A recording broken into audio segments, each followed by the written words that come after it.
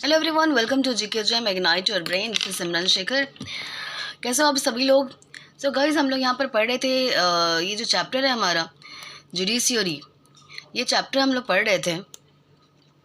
Right, judiciary पढ़ रहे थे कि जुडिशियरी क्या होता है, इसके बारे में हम लोग देख रहे थे। उसके बाद हमने सुप्रीम कोर्ट के बारे में देखा, किस किस लेवल पर कोर्ट्स होते हैं उनके बारे में हमने देखा था। राइट, रोल ऑफ जुडिशियरी भी हमने पढ़ा। ओके, सो आज गाइस हम लोग पढ़ने वाले हैं what is an independent judiciary. Independent मतलब क्या होता है? इंडिपेंडेंट मतलब कि स्वतंत्र। राइट, तो इंडिपेंडेंट जुडिशरी होता क्या है, चलिए इसको देखते हैं हम लोग।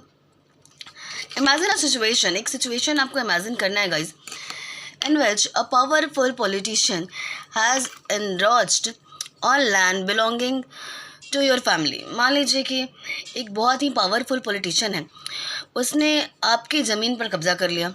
ठीक है, within this judicial system, इस जुडिशियल सिस्टम में the politician has the power to appoint and dismiss a जज फ्रॉम हिज कोर्ट। है ना, जो पॉलिटिशियन है उनके पास पावर है कि वो किसी जज को अपॉइंट कर सकते हैं या उसको हटा सकते हैं।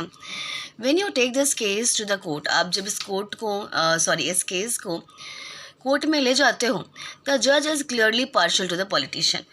अगर तो क्या करेगा कि जज जो है वो पॉलिटिशियन का साइड ही लेगा ना भाई, क्योंकि जो पॉलिटिशियन है, जो मंत्री हैं बड़े बड़े पावरफुल, उनके पास राइट है, उनके पास पावर है कि वो किसी जज को अपॉइंट कर सकते हैं या निकाल सकते हैं। To control that the politician hold over the जज does not allow for the जज to take an independent decision. तो ये जो कंट्रोल है पॉलिटिशियन का, जो पॉलिटिशियन के हाथ में जो पावर है, जो कंट्रोल है, जज को एक सही निर्णय नहीं लेने देगा। क्योंकि कहीं ना कहीं जज को भी पता है कि अगर मैं पॉलिटिशियन के फेवर में नहीं देता हूँ तो मे बी ये मुझे हटा दे, है ना। This lack of independence would force the जज to make all the judgement in favour of politician. और इसकी वजह से क्या होगा कि वो जो जज है वो पॉलिटिशियन के फेवर में ही अपना डिसीजन सुनाएगा। ऑल दो वी ऑफन हेयर, हम बहुत बार हमने सुना है, न्यूज़पेपर में देखा है कि जो रिच पीपल होते हैं, जो पावरफुल पीपल होते हैं, वो जुडिशियल प्रोसेस को भी, जो न्याय का जो प्रोसेस है उसको भी इन्फ्लुएंस कर देते हैं। कई बार ऐसा होता है कि पैसे देकर अपने पक्ष में फ़ैसला करवा लेना और डरा धमका के ऐसा करवा लेना, इस तरह की चीज़ों के बारे में भी हमने कई बार सुना है।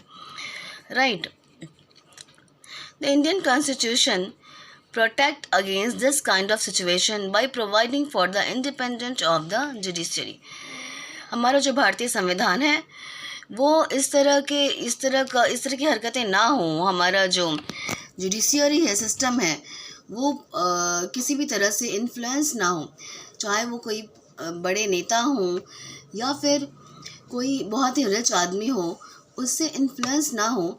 इसलिए जुडिशियरी को स्वतंत्र रखना, इंडिपेंडेंट रखना बहुत ही ज़रूरी है। Right, okay, come to next.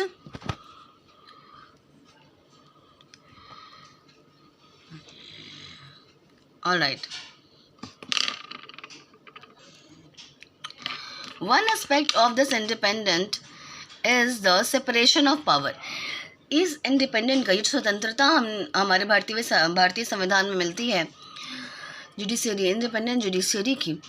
उसमें एक तो इम्पॉर्टेंट चीज़ क्या है, सेपरेशन ऑफ पावर। पावर को का बंटवारा जो होता है, पावर का सेपरेशन, वो बहुत ज़्यादा इम्पॉर्टेंट है। This as you read in chapter 1, जैसा कि चैप्टर 1 में हमने पढ़ा था, इज़ अ की फीचर ऑफ कॉन्स्टिट्यूशन। ये संविधान का एक की बहुत ही महत्वपूर्ण बात है। व्हाट दिस मीन, इसका क्या मतलब है here, is the other branches of the government. Government का, सरकार का अलग अलग ब्रांच है, लेजिस्लेचर है, एग्जीक्यूटिव है, और ये जुडिशियरी में, न्याय में किसी भी तरह का हस्तक्षेप नहीं कर सकते हैं। कोर्ट जो है वो गवर्नमेंट के अंडर में नहीं होगा। The court are not under the government and do not act on their behalf. Independent judiciary का मतलब यही है कि कोर्ट जो है, जुडिशियरी जो है, वो वो सरकार के अंडर में काम नहीं करती और ना ही सरकार के लिए काम करती है। जो पावर का जो डिवीज़न हुआ है, लेजिस्लेचर हैं, एग्जीक्यूटिव हैं, वो जुडिशरी में कभी भी किसी भी तरह का हस्तक्षेप नहीं करेंगे। हमारा जो न्याय का जो न्याय जो है वो हर तरह से निष्पक्ष होना चाहिए। ये नहीं कि कोई पावरफुल है तो उसके पक्ष में फ़ैसला सुना दिया गया, राइट। इसलिए जुडिशरी का इंडिपेंडेंट होना बहुत ही ज़्यादा इम्पॉर्टेंट है। For the above separation to work well, जो है लाइक लेजिस्लेचर एग्जीक्यूटिव है वो अच्छे से काम करें, उसके लिए ये भी ज़रूरी है कि जजेस जो है हाई कोर्ट के और या फिर सुप्रीम कोर्ट के, वो बहुत ही कम इंटरफेरेंस से उनको अपॉइंट किया जाए। मतलब बहुत ज़्यादा लोगों का उसमें इंटरफेरेंस ना हो उनको अपॉइंट करने में। From these other branches of government, ये जो अदर ब्रांचेस हैं लेजिस्लेटर और एग्जीक्यूटिव, उनका कोई ज़्यादा इंटरफेरेंस ना हो जजेस को अपॉइंट करने में।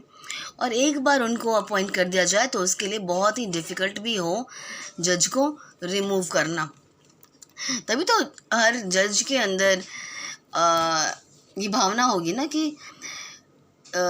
मुझे सही फ़ैसला देना है। We are not under any one, we are not under government, we are not work for government. कहते हैं ना कि जो कोई जज होता है गाइस, तो उसका ना कोई दोस्त होता है ना दुश्मन होता है। एक बारी आप किसी भी चीज़ को जज करने के लिए बैठ जाते हो तो फिर आपको दोस्त या दुश्मनी के बारे में नहीं सोचनी चाहिए। तो इंडियन कॉन्स्टिट्यूशन यही करता है कि हमारा जो जुडिशियल सिस्टम है वो पूरी तरह से इंडिपेंडेंट हो। It is independent of the judiciary, ये जुडिशरी का इंडिपेंडेंट ही है। that allow court to play a central role in ensuring that there is no misuse of power by the legislature and the executive. Independent है हमारा judicial system, इसीलिए court जो है वो ensure करता है कि मिसयूज़ ना हो। कोई भी पावर है, जैसे आपके फंडामेंटल राइट्स हैं या फिर किसी और को कोई पावर है, तो उस चीज़ का कोई मिसयूज़ ना करें। It also plays a crucial role, ये एक और भी बहुत ही जिम्मेदारी वाली बात, एक बहुत ही इम्पॉर्टेंट रोल निभाता है in protecting the fundamental rights of citizen. जो संवैधानिक जो हमारे फंडामेंटल राइट्स हैं उसको भी प्रोटेक्ट करने में बहुत ही important role judicial system play करता है। Because anyone can approach the court, कोई भी है वो कोर्ट पर अप्रोच कर सकता है इफ़ दे बिलीव, अगर उन्हें लगता है कि उनके राइट के साथ, उनके फंडामेंटल राइट्स के साथ कोई खिलवाड़ हुई है या उनके राइट्स को उनसे छीनने की कोशिश की गई है, तो इसमें इस हालत में कोई भी कोर्ट का दरवाज़ा खटखटा सकता है। अब ये देखो guys, what is the structure of courts in India. India में कोर्ट्स का स्ट्रक्चर क्या है, तो इसको हम लोग नेक्स्ट क्लास में अच्छे से पढ़ेंगे। आई होप आज हमने जो थोड़ा डिस्कस किया है वो आपको बिल्कुल समझ में आ गया होगा, राइट। मिलते हैं नेक्स्ट क्लास में, तब तक के लिए अपना ध्यान रखो। चलो bye bye, take care, see you.